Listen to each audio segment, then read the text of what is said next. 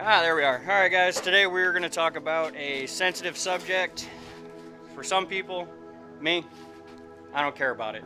And that's, I get a lot of people that ask me, you know, because I have quite a bit of older diesels. They got miles on them. You know, they always ask me, they're like, well, you know, you got a good deal on it, so it's not a big deal, or they're afraid to buy one. So I'm going to show you some shit to look for when you are buying an older diesel. I've got another one behind me. It's a very, very popular diesel. This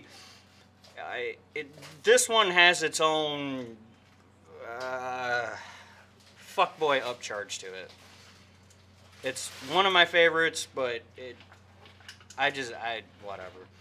But anyway, I'm going to show you guys some, specifically with this style truck, of things to look for and what to do. Because let's face it, in the heat of the moment, especially when you see a truck that's like this one, you guys aren't going to be paying attention to this shit. You're going to be paying attention to nursing the hard on because you want to play with the truck.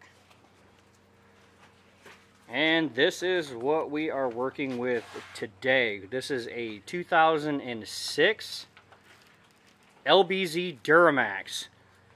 And she's, you know, pretty decently clean. You know, it's got a fancy lift on it, some slick wheels and tires. So, you know, a wet dream for the majority of the kids out there in this world. And like I said, there's some things that I want to talk about. One of the big things being that in most, hang on guys, hang on, things that you guys will see in an ad is you'll see fresh oil change in that. I don't give a shit what they say, do the oil change anyway. It's peace of mind, and it's about $100. So seriously, don't flake out and be cheap, just do it. Another thing, you always want to be on the lookout for leaks. You know, these trucks shouldn't leak.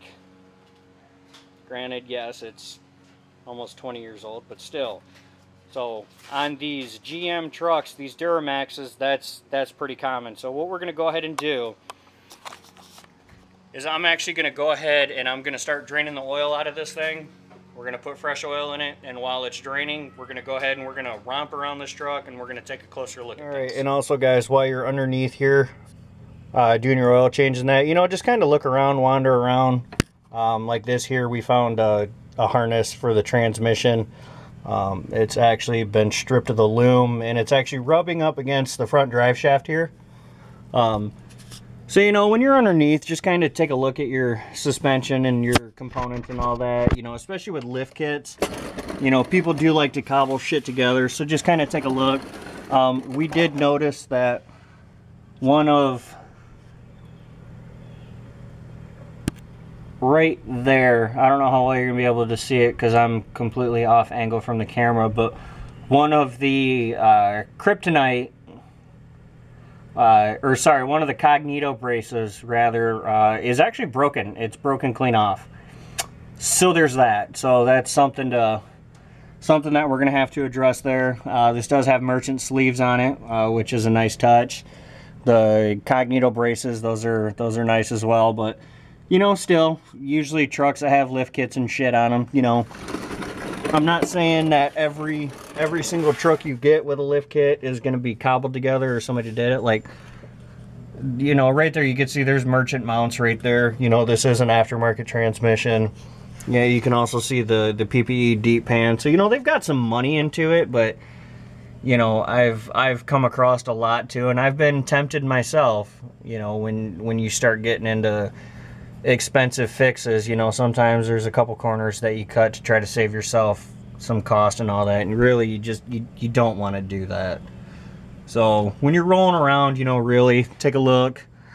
Again, I know it's hard when you get the truck right in front of you, you're excited and you're pretty much, you know, nursing a semi the entire time because, well, it's a new truck, you're excited about it. So just make sure that you guys do your diligence, and, you know, while you're rolling around under here, you're paying close attention. So we got our oil draining. The other thing that you want to do too is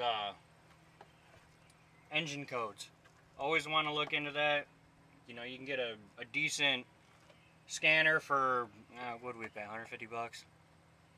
Oh no, this was like 300 because it does. Anyway, 300 bucks, it's still a small price to pay. But if you have EFI Live, you can use your V2, your flash scanner, or whatever. Yes, I know engine oil is bad. So,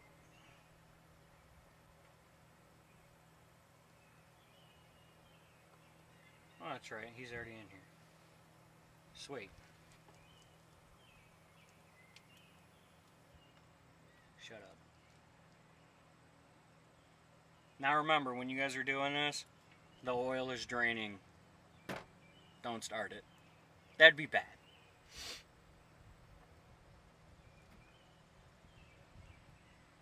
So this has airbag, typical Chevy. We got 5 to the ECM and 5 to the OBD2. So mass airflow, which the filter on this thing is packed. I gotta go intake air heater. Okay. Ooh. So this has a vane position sensor, exhaust gas recirculation, and we have a rail code. So this truck, if I were to start it, which we're not going to do, it has a lope to it. You can hear it cycle the vanes constantly. So chances are this thing's going to need an FPR. We are going to throw a lift pump on this truck at some point. But I'll fire this thing up for you guys. And I'll probably just throw the EFI Live on there, run a live feed on it, and see exactly what it's doing, what it's not doing. So we'll change gears and catch up with you guys wherever the hell I leave off. You guys come back to the top side and you start filling stuff up with, start filling the truck back up with oil. Kind of take some time, look over this thing. Yeah, so I was kind of noticing some clamp action here. I thought that was a little weird, but you look at this filter.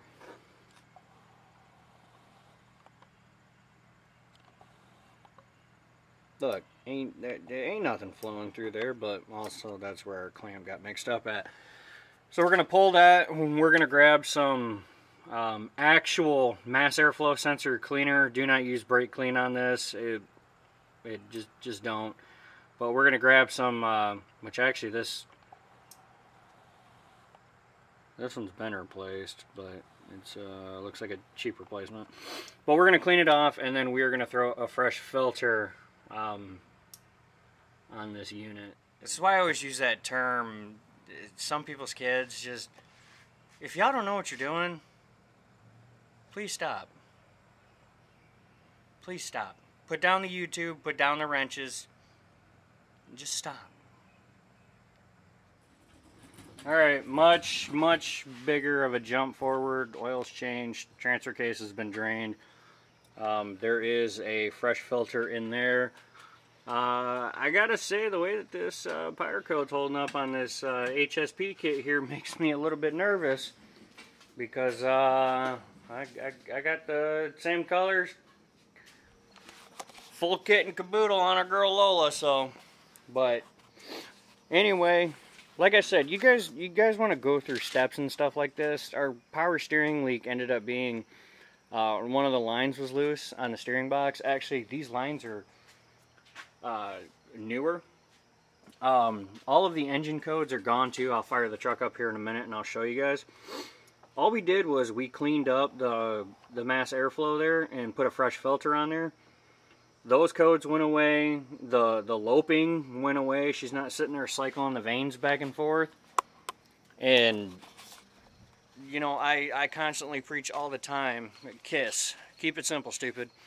Always keep it simple, because with these trucks, with the electronics, the way that they're set up,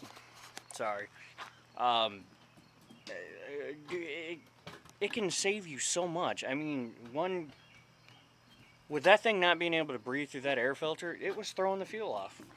And if you guys know the basic principle of a diesel is it's an air pump. It needs fuel and it needs air. It's that simple. So she's running a lot better. Like I said, I'll fire it up and I'll show you guys the scanner and the dashboard there. There ain't nothing left. So, but that intake definitely needs to come off, because that's not good. The exhaust on this thing has been kind of cobbled. pool out of here. But we're gonna mess with that another day. Right now we got the essentials done. Like I said, oh, we even noticed that this thing has a freaking fluid damper on it. It's got Merchant Automotive engine mounts on it. It's got a goddamn. This thing has a fluid damper on it, and I mean it's not the crazy fluid damper on there, but it's the factory replacement fluid damper. It's the green one, and it's got the checkered flag with the logo on there. I know what fluid damper looks like because we put one on Miss Sally here. So that was pretty freaking sweet. We did go ahead and do the transfer case because on these Duramaxes, I'm gonna set you guys down. Let's get that in there. On these Duramaxes, they're actually pretty notorious for it. I mean, I'll put pictures on the screen. You know, it happened to our girl Leah. So, in which actually we just picked up the parts to get her knocked back out today, but. I'm gonna have to do a service on this transmission just because the pan gasket on it is leaking. You know, this truck had good money put into it. It really did. I mean, it's an LT3 truck. It's got the sunroof, sliding rear window, fully loaded Bose truck.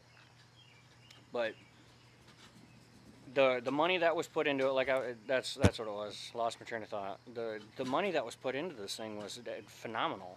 They did good. I mean, they put good money into it. The execution of making sure that it stayed maintained, yeah, not so much. Not so much. Or at least if they did, they didn't take any pride in doing it. But, you know, and whatever. You know, not everybody takes maintenance or anything like that as seriously as I do, or as seriously as, you know, other people, and that's fine. You know, I always take a step further. But, anyway, this just kind of, keep it simple, guys. And don't be afraid to buy a used truck that's got some mileage on it. You know, it's not the end of the world, but you know, these are things that you want to look for on these GM trucks. Yeah, would it have shocked me if there was a power steering line that was leaking? No. No, it wouldn't have. Or a power steering pump that needs to be done? No. Lola, Leah, Lana, Ironhide, every other freaking GM truck that I've ever owned, I've had to do it at one point or another. It's common. But we're going to service the fuel system on this next. We're going to throw an air dog on it. Change the intake. We're going to do a couple things. You guys will see this truck floating around for a little bit. But, yeah. Anyway, that's what I got for you guys. So, just some shit to look into. Actually, I'm going to... Let's go and let's get in the truck. Let me show you that there's no engine.